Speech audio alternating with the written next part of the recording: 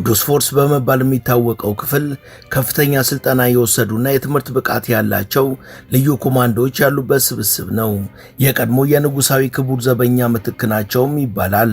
ቅዱስ ፎርስ ከ2000 እስከ 5000 የሚገመቱ አባላት ያሉትና ለተለያዩ ተልእኮዎች ብቻ የሚሰማራ ነው።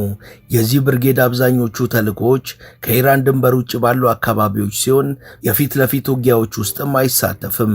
የሪፐብሊክ ጋርዱ ሌላ ቅርንጫፍ የሆነው ኤሮስፔስ ወይም የአየር ኃይሉ ደግሞ በአየር ኃይል ትጥቆች ብቻ ሳይሆን መረጃ በሚሰበስቡ ሳተላይቶችም ከ2009 ወዲህ በእጅጉ የጠነከረ አቅም ያለው ነው።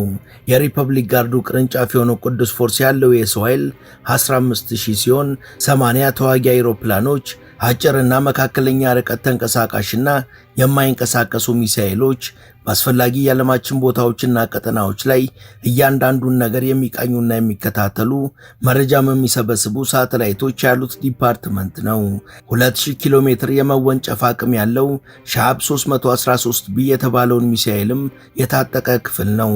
የሪፐብሊክ ጋርዱ የባህር ኃይልም አነስ ያሉ ነገር ግን ፈጣን የሆኑ በርካታ የውጊያ ጀልባዎችና አነስተኛ መርከቦች፣ ጸረ ታንኮችና ጸረ አይሮፕላኖች እንዲሁም ጸረ መርከቦች የሆኑ ክሩዝ ሚሳኤሎች አሉት። አርቴሽ በመባል ከሚታወቀው ዋናው የመከላከያ ሰራዊቱ ባህር ኃይል ጋርም በመናበብ ይሰራል።